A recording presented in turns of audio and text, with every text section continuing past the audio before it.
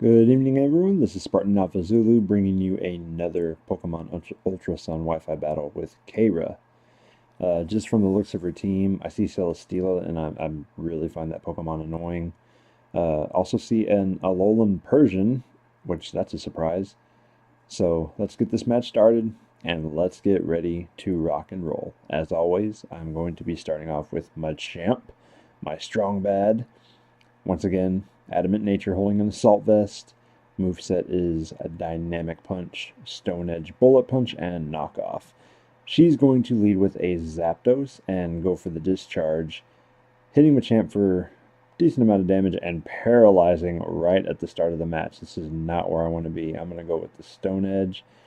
Does quite a bit of damage to Zapdos, over 50%, and she's going to Roost, which I don't know why I did not see that coming. I should have just gone for the Dynamic Punch. I'm going to go ahead and Stone Edge once again, but Parahax reels its ugly face, so she got a free turn. Volt Switch is going to come in, hit Machamp for minimal damage, and then she's going to bring in her Gastrodon. Now, usually this Pokemon annoys me, but I've got a superior, and Stone Edge is just going to do very little to this thing. So while I did want to bring Superior in, I kind of wanted to see what Machamp would do to this. Don't have to worry about the burn because I'm already paralyzed. Dynamic Punch comes in and tears Gastrodon a new one. Almost kills it. Very upset that it didn't get the kill. Nom nom nom nom nom on the berry. Healing it back up. And it did not hit itself either. So she's going to call it back. Bring Zapdos back out. Now she's kind of dancing around, just not sure what she was doing here. Dynamic Punch does not do anything to this defensive Zapdos. And I should have seen the switch coming because, I mean, she's not going to want Zapdos to take another Stone Edge like that. She's kind of just wearing me down with Rocky Helmet. So she's going to switch out Zapdos to bring Gastrodon back in. And Gastrodon is just going to laugh at the Stone Edge right here. So that actually did quite a bit. And then Scalds are going to come in. Once again, I don't have to worry about the burn. It's kind of just a little boring at the start. Parahax comes in again, so I can't kill this thing off. I was thinking I'll go for the Bullet Punch just to get some damage in, but no. 2 turns in a row, and she gets to recover. And now I'm kind of in a position I don't want to be right now, because Gastrodon and Zapdos kind of just went back, healing their health back. It set me back a few turns. So the whole beginning of this match just did not pan out for me. So now I want to scare this thing out. I'm going to bring in Superior because I want Gastrodon out of here. I want it out of my face. So Superior is going to scare it off. And she brings in Celesteela. This thing annoys the hell out of me. I cannot stand this Pokemon. Leaf Storm doesn't do anything to it. I get the contrary boost, but I don't want to go for Hidden Power Fire just yet because I don't know what this thing has on it. I know some people run the Z move, the Flying Z move. I'm going to call her back, and I'm going to bring in Tapu Koko. I didn't get to discuss it last video, but my Tapu Koko is a special attacker holding Electrium Z for the Z move. The move set is Thunderbolt, Dazzling Gleam, Hidden Power Ice, and Defog. And the reason I have him as my defogger over Landorus is because he's just faster and can get the defog off, which having a Charizard on your team, defog is just super important. So she's going to switch out Celesteela and bring in Tangrowth. Dazzling Gleam does not too much damage to it. And now I want to bring Trogdor out because I'm kind of feeling I can set up here because I knew Earthquake was coming just because Tangrowth runs Earthquake on it as well as a few other nice utility moves. Tangrowth actually is not a bad wall to have. It was one of my favorite walls back in the day. She's going to bring Zapdos back in. I'm going to Mega Evolve Charizard and go for the Dragon Dance to set up and see if I can sweep the team and just go home early here.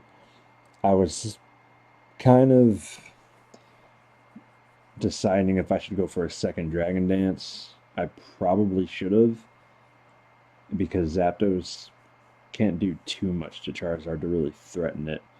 I'm going to go for the Dragon Claw, and it lives with very little HP, and I'm taking some Rocky Helmet damage. So I should have gone for the Flare Blitz. That definitely would have killed the Zapdos.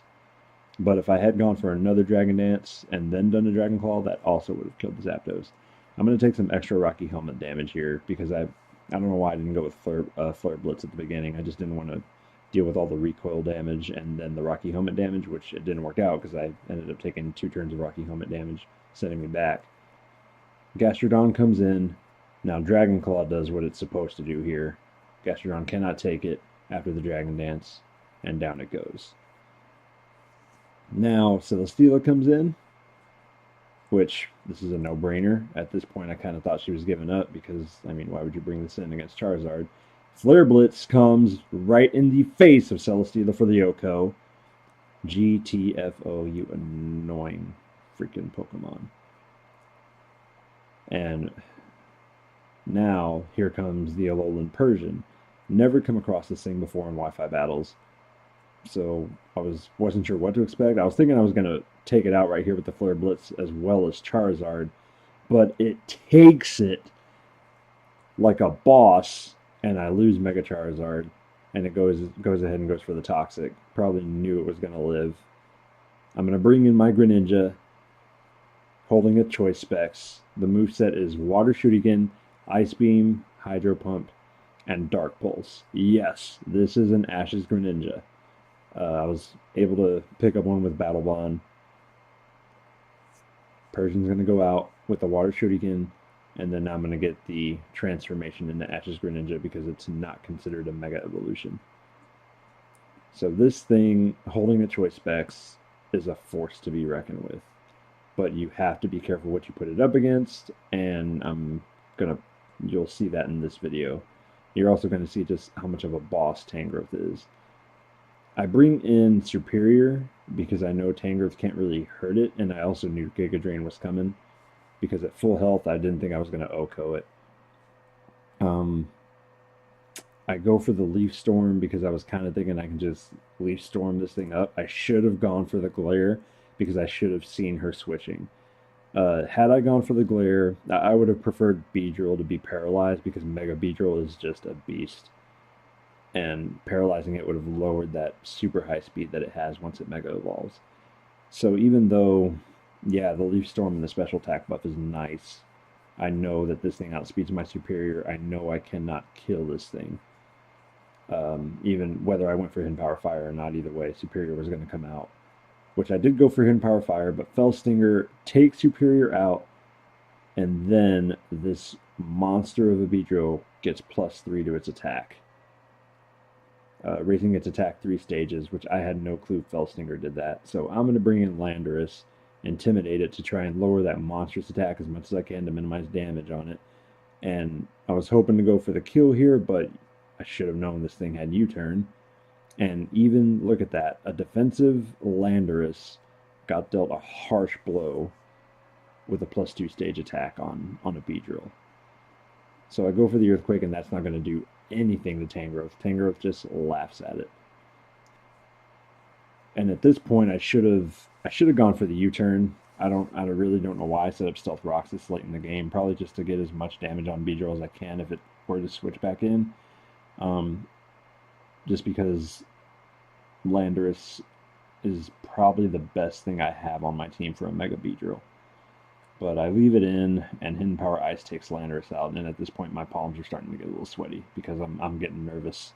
I know Mega Beedrill's fast, and I really don't think I have anything on my team that can stop it. So I'm going to bring back in my Greninja, Ice Beam on Tangrowth, and it lives barely to Giga Drain me. And I live barely. So I still got a turn in me on Greninja. It's going to heal back up. I thought she was going to leave it in, just let it die, and then sweep the team with Beedrill. But she calls it back for Beedrill to take the Ice Beam, and then after the Stealth Rock damage, there's no way Beedrill's living through this. So I don't got to worry about the Beedrill anymore. And at this point, I already know I have the game. Beedrill goes out. I'm not sure who is faster between Ash's Greninja and Mega Beedrill. I just know Mega Beedrill's fast. So that's why I was just getting a little nervous because I didn't think I could outspeed it and kill it. But Ice Beam's going to hit Tangrowth in the face, and it still lives with, that's got to be 1 HP. That's got to be. Giga Drain takes out Greninja, and now all I have left is Tapu Koko, which it's faster than Tangrowth, and I'm sporting Hidden Power Ice. I could have also just used the Z move just to, overdo it a little bit. But Tapu Koko ends up winning the battle for me with Hidden Power Ice here to knock Tangrowth out of the match. This match was very close. It was a very well played match. I had a lot of fun. And yeah, that's pretty much it. So thank you all for watching. Please remember to subscribe, throw my video a like. Appreciate it. Thanks, everyone.